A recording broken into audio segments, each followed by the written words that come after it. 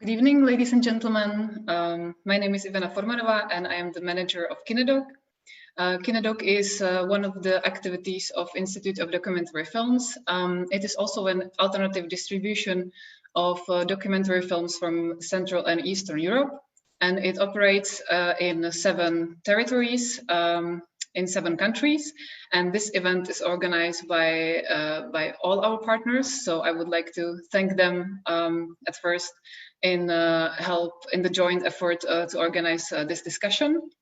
KineDok mostly focuses on physical screenings, but we wanted our viewers to have a chance to also watch great films during the global situation of the pandemic. So you can watch some of the greatest documentaries on our VOD on our website, KineDok.net. And one of the films we promoted this month is Putin's Witnesses by the great director Vitaly Mansky. So you could watch the film until the end of this month, and we wanted to also organize a discussion about this film, which the film follows some of the crucial moments of contemporary Russian history. And actually, Vitaly Mansky stays with this subject even in his following works. And I would really like to take this opportunity to congratulate to Vitaly Mansky and to the whole team, because 10 minutes ago or so, they just won Best Director at ITFA, which is one of the biggest documentary festivals in the world, with the new film Gorbachev Heaven. So congratulations, guys. The guests at this discussion, I'm so happy to welcome here. There will be the production manager of Putin's Witnesses. She also worked on several documentaries with Vitaly Mansky, Galya Stepanova. Then we have the executive editor of Current Time TV, Kenan Aliyev. Then we have a journalist and a PhD student at Charles University, Denis Bilunov, and the session will be moderated by the head of the Department of Russian and Eastern European Studies, Daniela Kolenovská. So I would really like you, for the viewers, to enjoy the discussion, and I will now give the word to Daniela. Thank you. Thank you, Ivana, and thank you for introducing us. I would like to ask Galya to introduce herself and explain what her connection with the film is. And then I will pass this question also to Kenan and Denis. So please be ready to answer this very difficult question. So who are you and how are you connected with the topic of the documentary? Thank you. So I'm the production manager of the film. I work for Hypermarket Film, and Hypermarket has collaborated with Vitaly Mansky on many films by now. So including Gorbachev Heaven, which you just mentioned. And my role was kind of following the project on the Czech side from a certain point during its inception until the end, until it was released and it premiered in Karlovy Vary in 2018. Okay, thank you. Kenan? Yes, I'm Kenan Aliyev. I'm executive editor at the Current Time TV. In Russian, it's Nastoящее время. This is a international TV channel which is broadcasting in Russian, and I'm in charge of the feature programming department, which also includes documentary filmmaking. So in this project, in Putin Witnesses, we were commissioning editors. So the film was commissioned by the Current Time TV, and Vitaly Mansky has a long history of working with the Current Time TV. He's hosting a weekly show, which is called Realne Kino, where he talks about new documentary films, and we premiere every week new films for our audience. So that's who am I, very briefly. Thank you very much. Denis, can you introduce yourself, please? My name is Denis Bilunov, you see it. I was involved in oppositional activities in Russia for kind of 10 years, from 2005 to 2015, more or less. I acted as a public person, as an executive director of Solidarność movement, close collaborator and colleague of Garry Kasparov, Boris Nemtsov, many others. Then in 2011, 2012, during big protests, I was among the guys who decided to establish a new political party. So we had some illusions, the 5th December party. After several ups and downs, I just decided to concentrate on my family issues, and since 2015 lived mostly outside of Russia, and finally I ended up in Prague as a PhD student of the Faculty of Social Sciences, and my academic interest is history of anti-Putin opposition. So I think I have to have something to say about the topic of this film. Thank you very much. I'd like to say that the audience can ask us through the chat, through commenting on Facebook. So please send your questions, those who are listening us or watching us on Facebook, and we'll be ready to answer your questions before they arrive. I have first question, which is related to one of the very important layers of the documentary, and that is the personal layer, personal level of this documentary. The director shows very clearly from the very beginning that he is dedicated to this topic, that this filming really changed his life somehow. So can you explain what the personal layer is like, and what is actually shown by this level of the documentary? Maybe Galya? Yeah, so I think, Vitaly Mansky made it very clear when he was making the film that it's a very personal film, and he's, as we can see when we watch it, that there's a huge implication of his life and his family life in the subject, and it's basically, I think the film works on two levels. It's a dissection of a personal mistake, of his own implication as a person who was running the documentary section of a state channel in the 90s when the material of the film was shot, in the late 90s, sorry. And then on the other hand, it's also kind of suggesting that this mistake and the subsequent the consequences are implicating every person who's living in the country and who's experiencing the situation. So I think the film works on these both levels, but primarily it comes from a very personal experience. Thank you. Kenan, how would you comment to this question, to this? Why was this film important for Russian society to see it? Well, this is actually a very important film, and as a Current Time, we did everything possible to make sure that Russian audience can watch this film.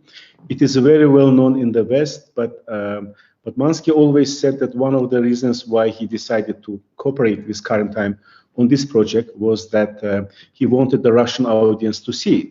And of course, state Russian controlled media will not release this film for the audience. So and that's why our role was important. And I remember perfectly when the first time we released the film, it was 2 years ago, just before the new year, on December 31st, 2018, on the night to 2019, we released the film, and there was a huge success. We released it digitally, so for a short period of time, film was available online, and we had around 500,000 views, despite that it's a New Year period in Russia. So this film is very personal, of course, like Galya said, and Mansky is known for making his films very personal. And he told me once, this is why he can gain the trust of the audience. And this is very important for him to show that through, for example, he has a film, Close Connections. It's about his relatives. They view on the situation in Crimea, on the Russian occupation of Crimea. So that also was made through his family members who have different opinions about the subject. So this is how he makes audience, he gains the trust. But in this film, and I remember when we were presenting this film in the United States, in Washington, and there was a question that what would be Putin's reaction to this film, because Putin gave Mansky such a access to himself, and but then he used these pictures in a different way, of course. There was, of course, a different film. And Mansky said this is for him, it's a film of redemption. He was trying to tell the audience that we all made mistake. So we all made mistake, you know, starting from Yeltsin to ordinary citizens, that we allowed Putin basically to come to power and stay in the power for last 20 years. So that's and he wanted to make this message to show from inside how this succession process in Russia worked, how Yeltsin basically orchestrated this succession of power to someone who was absolutely unknown in Russia. And this was very important story to tell, that how he came to power. And I think the film really managed to convey that message clearly. Mm-hmm. That's true. Denis, you were moving in the opposition. How do you evaluate this personal level of the documentary? Do you find this disillusionment of the director like working? Is it a report on many feelings of many Russians, or is it somehow exclusive? Well, first of all, I have to say that I was among those 500,000 people who watched this film, right, I don't know, the 1st of January, I guess, or maybe on the 2nd of January. So thank you, Current TV. It was an experience. I immediately wrote my fresh impressions in my blog, and when I invited people to join this discussion and to watch, I put a link to that feedback that I did 2 years ago, almost 2 years ago, and well, my opinion is still the same. So the film is great. He gives us a unique experience, just to recall all the circumstances that we had 20 years ago, and in particular to see people very close to all that circle who made this possible.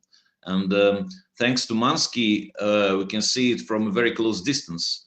I think this is very useful experience. And well, personally, I know some people who were in that circle. For instance, Mikhail Kasyanov, who was among those people. He was prime minister during first presidential term of Putin, but then he was fired by him, and then he moved to the opposition, and we contacted quite a lot, and it was exciting to see that man who was obviously glad to elect Putin as a president, who I don't know, making selfies and things like that, knowing all of the story that happened later, and knowing his approach now, and not only now, but also 10, 12 years ago. So these dramatic changes, they are really exciting. I think. As for you said about delusions, well. Yes, I think you can feel disillusionment from the film. You know, the illusions which were put inside the program, inside the Putin's campaign for the run for during the run for the first presidency, somehow vanished. You know, this is felt from the documentary by me. The problem is that people who helped Putin to become president, it's not a big crowd, you know, and when you ask about Russian society didn't help to elect Putin, and okay, maybe some people voted for him, but it wasn't a majority of people. I'm pretty sure about it. As for me, for instance, I wasn't involved much in politics at that time, and I didn't vote. And people around me, they did the same. It was quite typical for people who didn't belong to opposition, who wasn't engaged in politics. And when I started doing these things in 2005, we had this problem for quite a while, because we had to convince people to be interested in politics. Many people still they kept telling me, why should we do this? So it's up to the politicians to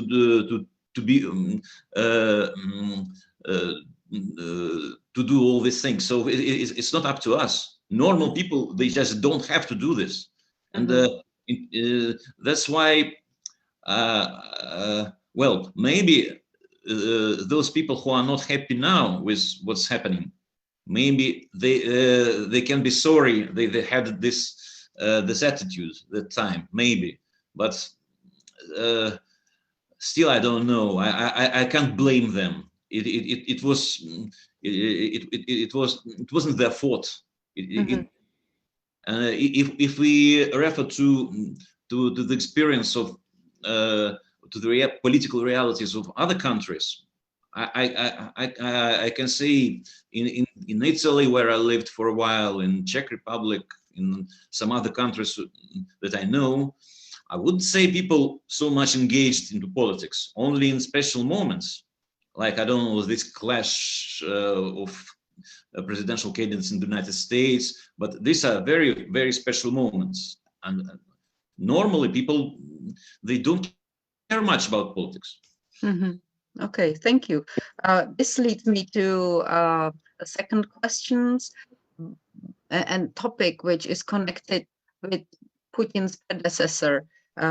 How much, to what extent, and by which steps did President Yeltsin prepare such a kind of follower or you know, a change in Russian politics? Because maybe we can call what came after during the 21st century, we can call it a conservative turn when comparing the situation of 1990s in Russia. So what was Yeltsin's role? We can see him in the documentary. Also, he also allowed Mansky to work with him very closely, the same way Putin did those days. So how much what is the role of Yeltsin? How much of Yeltsin did prepare Mr. Putin's presidency?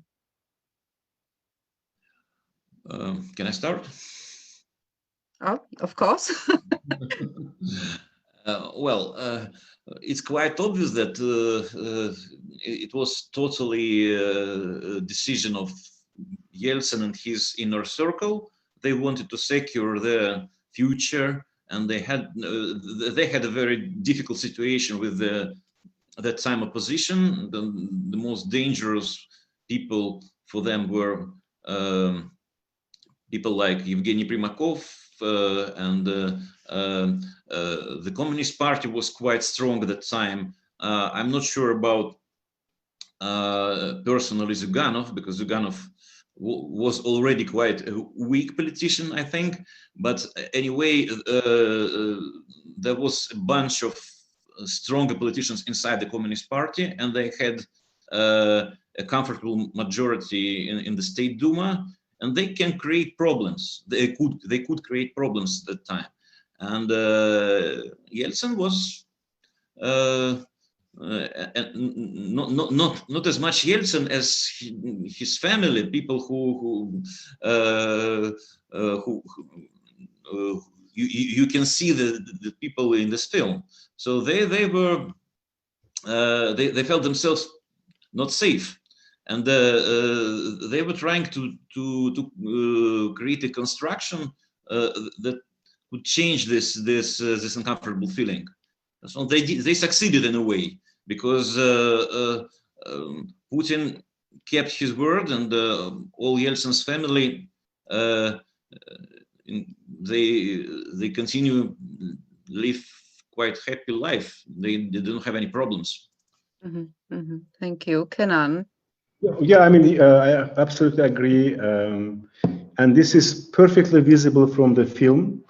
And actually, for me, the film is more about Yeltsin than Putin, because this footage of him sitting home, surrounded by his family members, his daughter, who is very instrumental in the succession game, his son-in-law, who is the first person who calls Yeltsin family and tells that Putin won.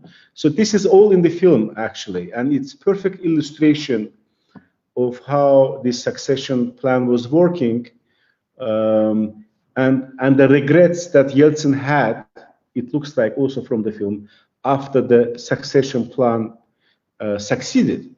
What's interesting here, again, that the camera captured these moments, and that's what makes this film incredibly important from the even historical point of view, that people in Russia and outside should know how this process worked.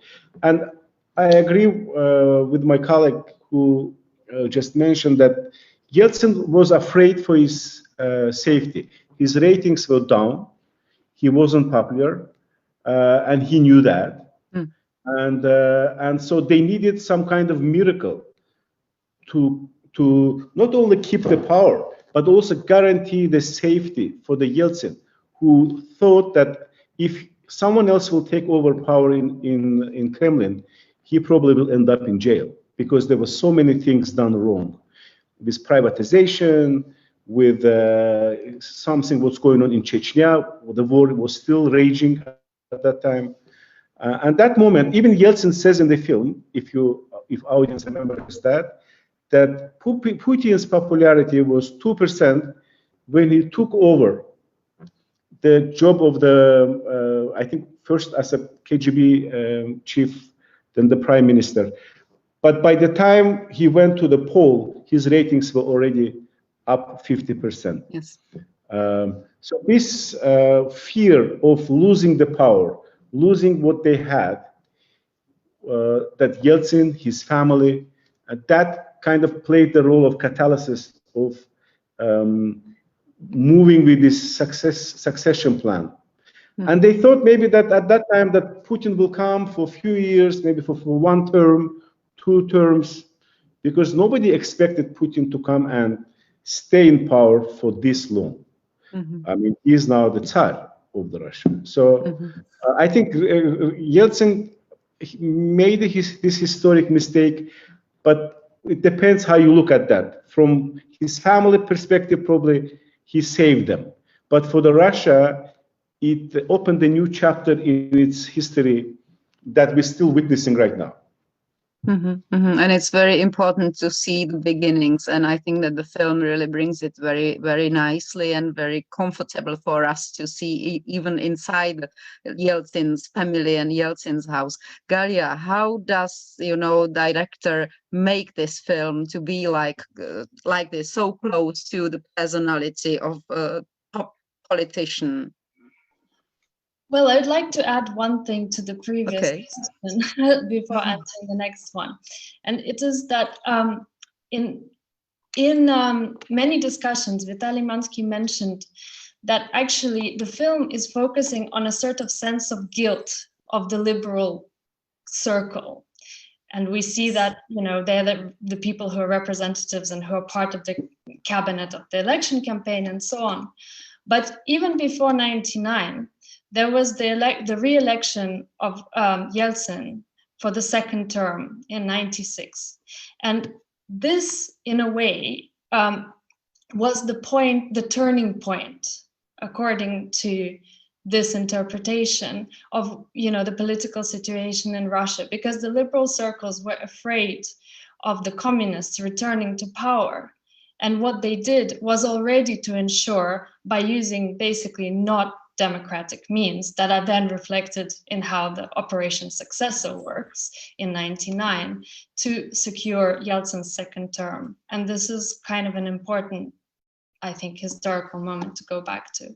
And in terms of the means by which the film reflects this, I think one of the interesting things is that in the late '90s, Vitaly was working on several films, and he primarily started working on a film about Gorbachev, actually, which he proposed to the State General that he was, where he was the head of the documentary department, and they agreed, which was quite unusual in a sense, because Gorbachev was at that point outside of the media attention and limelight since '91 mainly, and so they were filming Gorbachev, but at the same time, the suggestion was, well, if we're taking a risk with such a project about a leader who's sort of from the past and who's not really supposed to be, seen in the present, then also a film about Yeltsin should be made.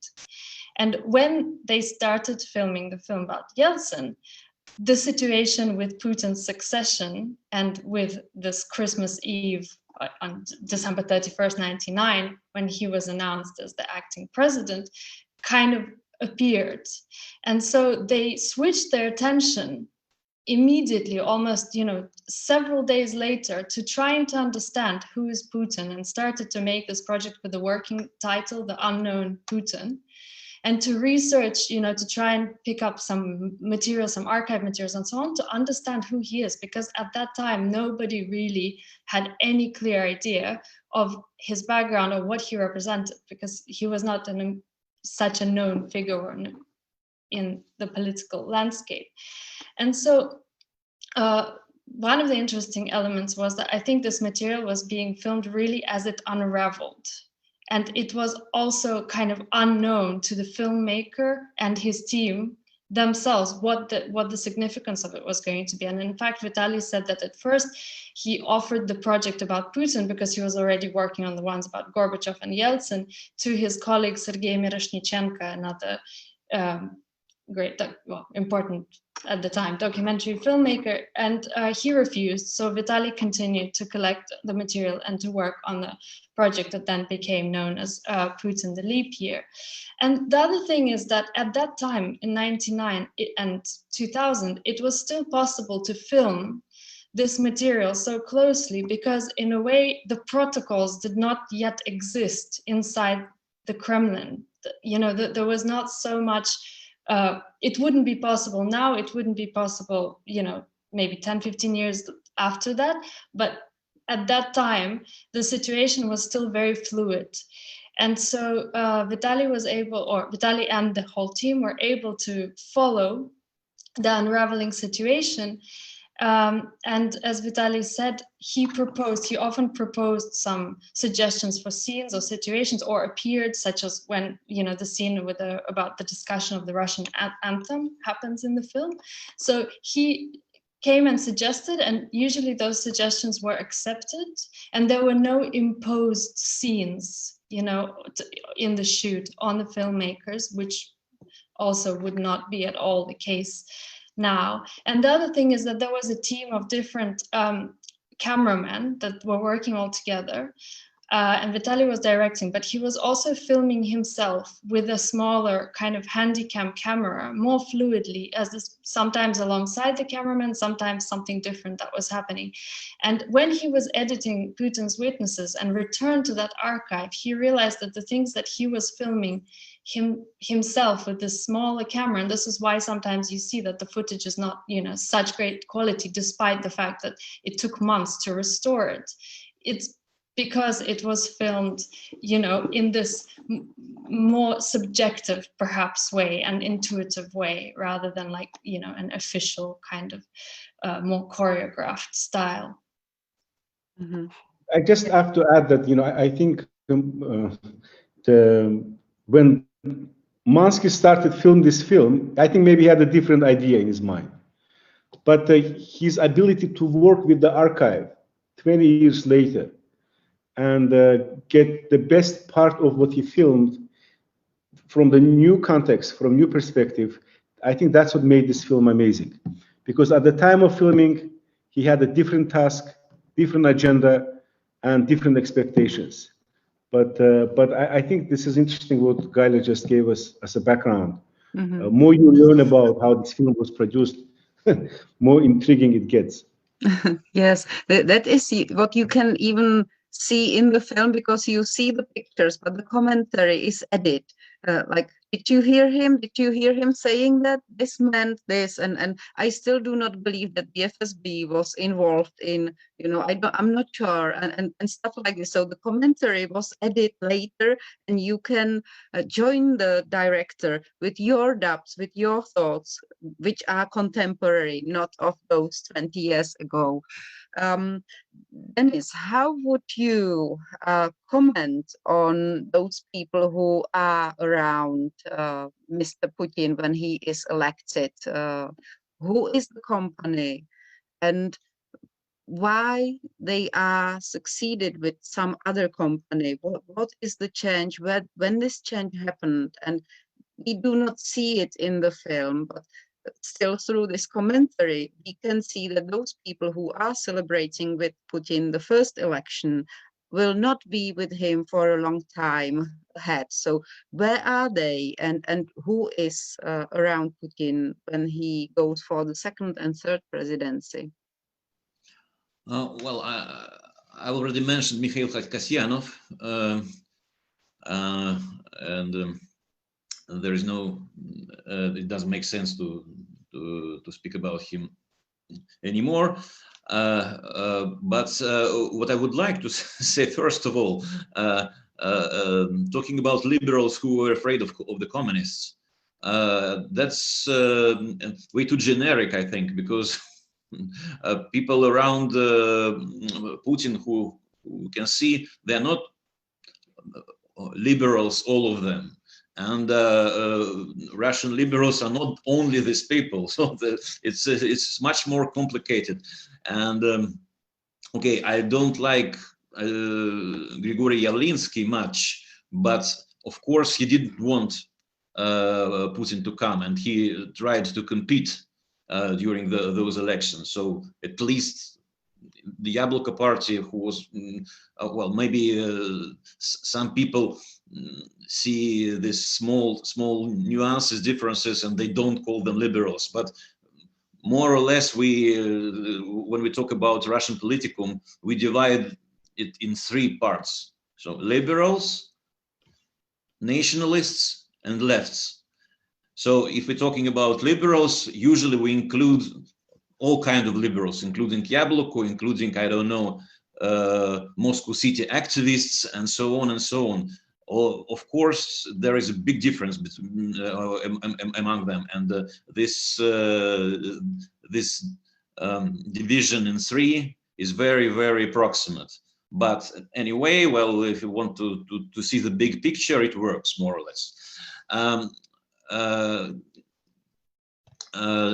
Getting back to people around Putin in this film,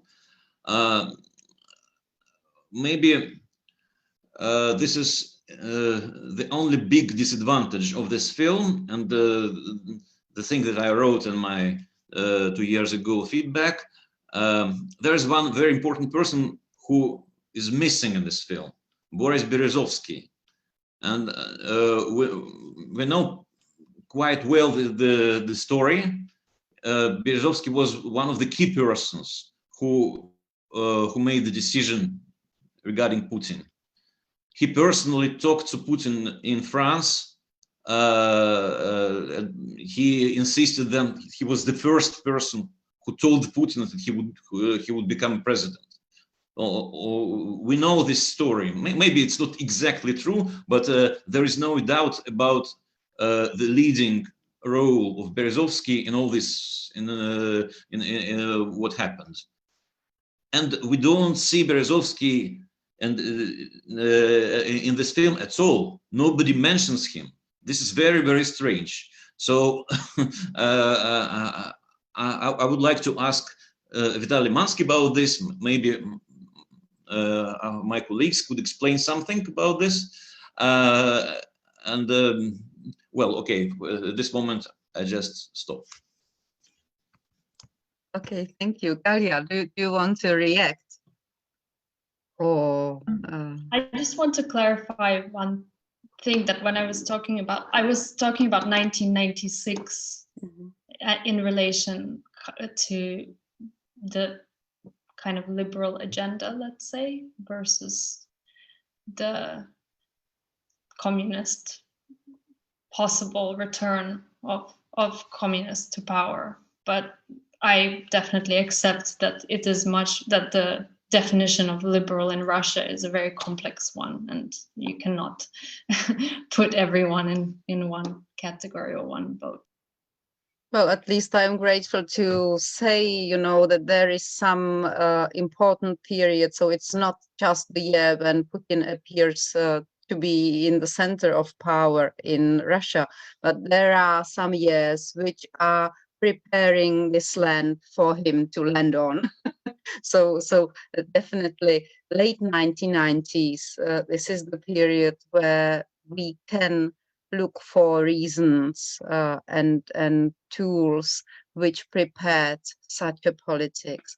I would like to turn to what you've mentioned, to the question of whether such a film could be filmed today, because we are getting this information that all the restrictions are being prepared in Russia in terms of NGOs, the work of NGOs, in terms of restrictions on internet. And you said, Galya, that this film was possible because there were no strict rules. So what is the condition contemporary directors of documentaries work in, and are they able to film some important material? Will they be able to film the next leader of Russia? Oh, Kenan, do you want to react? Yeah, I'm not sure if Mansky will have another access to Yeltsin or anyone in the Kremlin.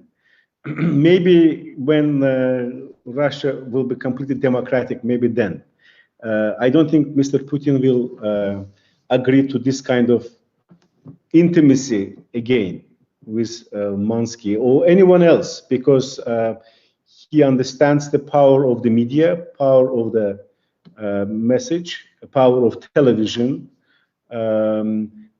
Because at that time when this film was filmed, I think Russia more or less was open society. You had yes, there was a corrupt elections, but there was a competition. Putin didn't win with 99% or 95%. Russia had independent television. And this is also in the film. You see there was NTV, there was some other channels which in some ways presented some kind of pluralism in the country. You don't have that anymore. Russia is increasingly restrictive. Kremlin's policies are increasingly, tend to be totalitarian, I would say. They aggressively control the media. They aggressively go after critics of the regime. They now try to create their own sovereign internet, what they call it. And they already passed the laws. There is a legislation base for that. Just last week, Russian Duma proposed to basically move against Twitter, YouTube, Facebook, all the major social media platforms, because Russian propaganda figures are not being censored, in the opinion of the Duma, on these platforms. Like, for example, there is well-known Russian Kremlin propaganda journalist Solovyov. His channel is not being promoted on the YouTube, and so that's why they're attacking Google. But this is just a symptoms, and I think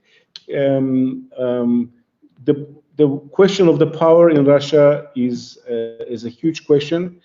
I think there will be more restrictions on the work of media, of filmmakers, and there is all the legislative base they already created. The Duma created all the laws you can imagine to censor the media, control the media, and make their life impossible. For example, Current Time was announced as a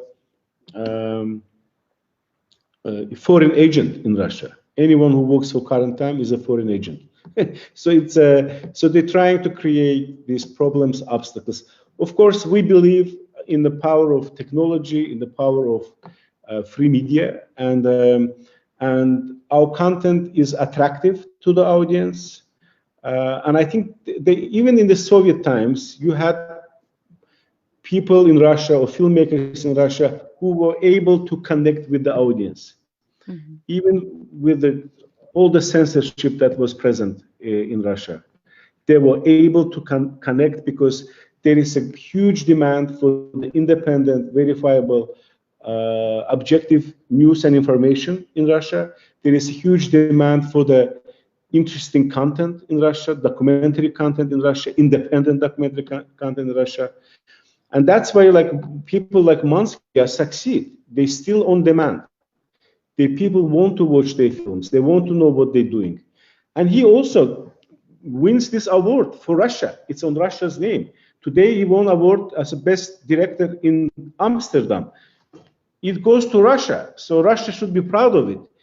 They should show his films to the Russian audience, not only his films, other filmmakers too. So I'm optimistic, I'm hopeful, despite all the restrictions. I think the Russian audience now very mature. They know how to connect with the world.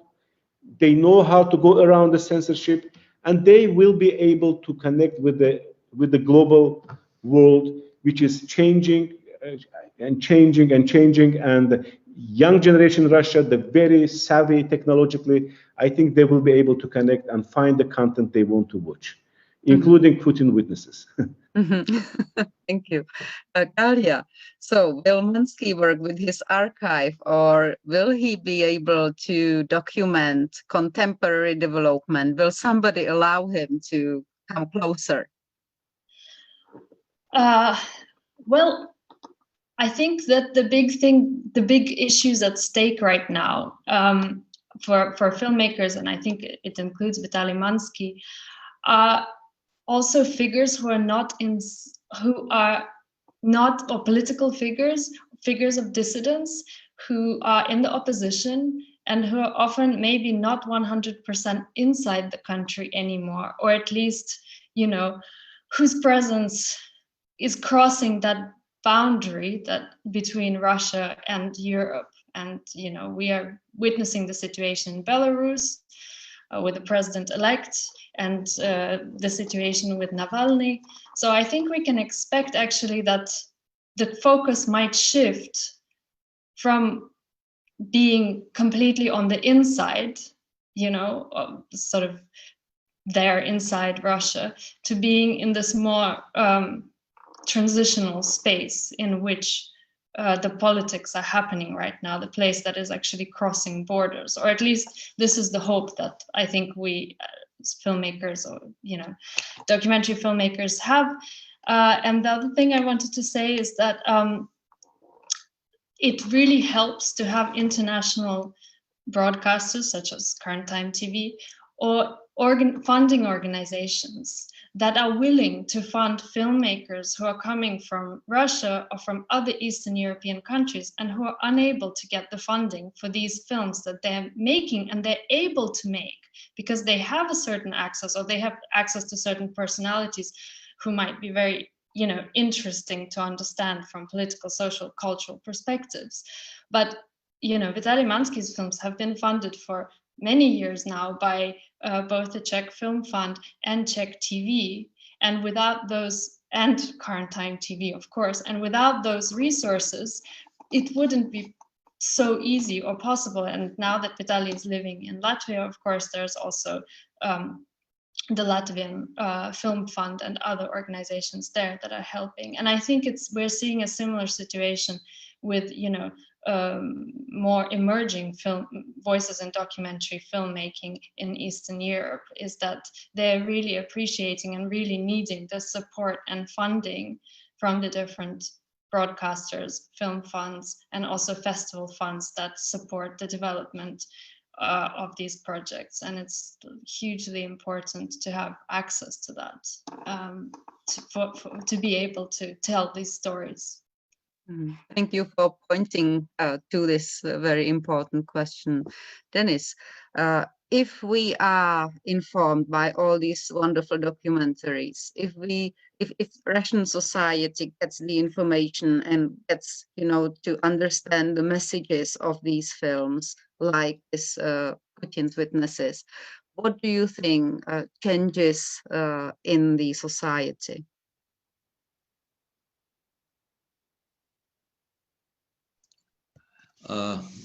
Talking about the perspectives, I would like to review quickly the entire period of Putin's rule, because the moment we can see in this film, the first year of Putin's presidency, and not only the first year, the first term, I would say, Putin acted as a clear populist leader. So what we call now populism in Europe and the United States, Putin was practicing in those years.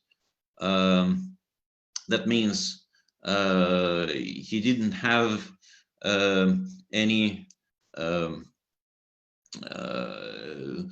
ideological preference. He could be as liberal as the leftists, social justice, things like that.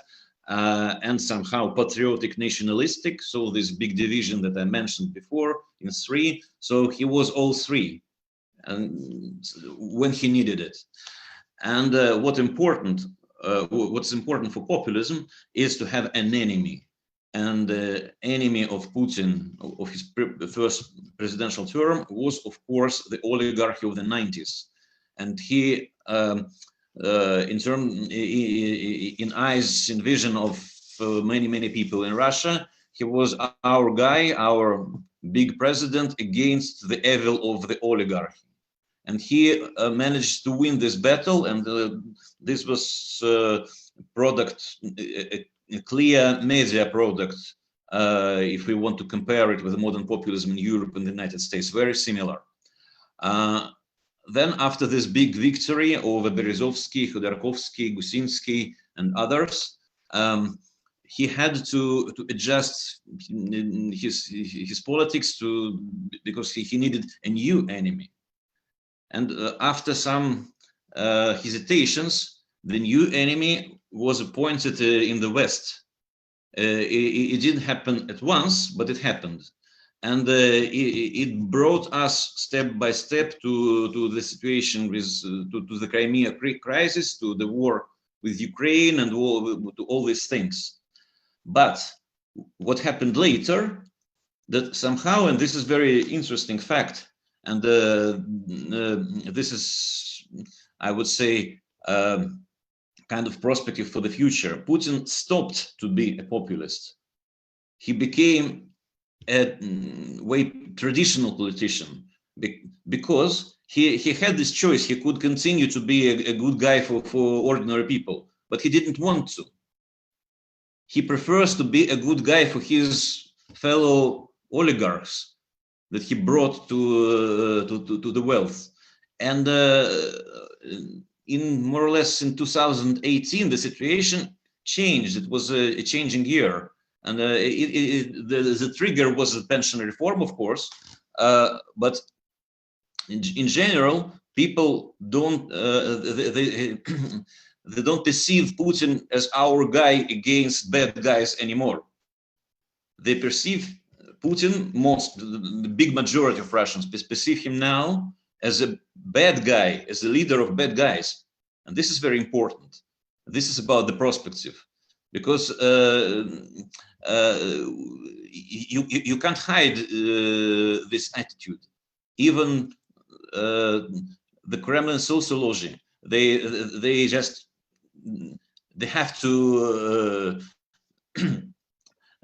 show us this declining popularity, and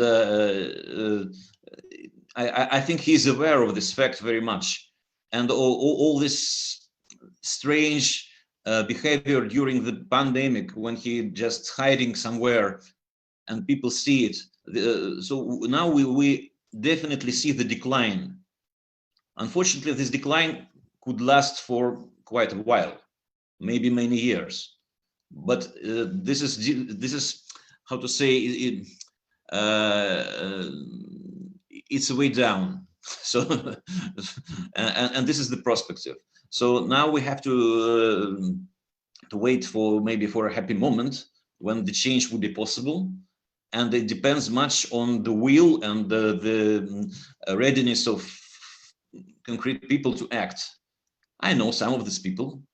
I would like to help them, and I would like that everybody who is listening to us now will join these people. Yes, thank you for pointing to the audience. You have last chance to ask through our chat. Otherwise, my question will be the last one in this debate, because we are nearly in the time we should finish. My last question would return to the filming, because we see Mr. Navalny, making his own videos, posting them to YouTube, and this is why I'm asking, would he allow documentary to be filmed about him?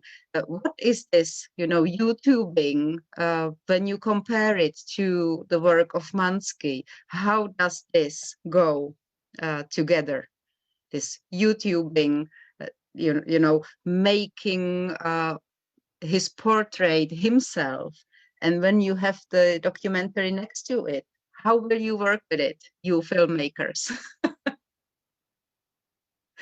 Who will answer, Galya or Kenan? Who will be the brave one? Well, I can say a few words. I mean, Russia has so many interesting characters that each one of them deserve to be filmed. I mean, the Navalny is an interesting case. I think he's very open in terms of his ability to communicate with his own audience or the Russian people, and I think he was on a popular YouTube show with a popular Russian YouTuber dude, where he got almost like more than 10 million views. So he has ability to connect with the audience, and he's very successful. His channel is very successful. Was at least successful before he was poisoned. You know what happened to him, and definitely this is. I'm sure there are many now filmmakers thinking about how to document what's happening with the current Russian political elite. to be in opposition or in the government. But I'm sure this is the interesting characters and subject that many inside of Russia is trying, or outside of Russia, exploring the opportunities to make the films. Mm-hmm. Thank you, Kenan. Galya, do you want to react? Well, in terms of, you know, how do you compare YouTube and documentary filmmakers who are, you know, following a certain figure, I think that, but I think that those mediums are actually interconnecting right now, in a sense that that in documentaries you can sometimes see like the personal representation, you know, the collaboration between the filmmaker and the characters who are documenting themselves, as well as allowing the documentary filmmaker to intervene or to create situations. And it becomes an interesting kind of co-telling of a story.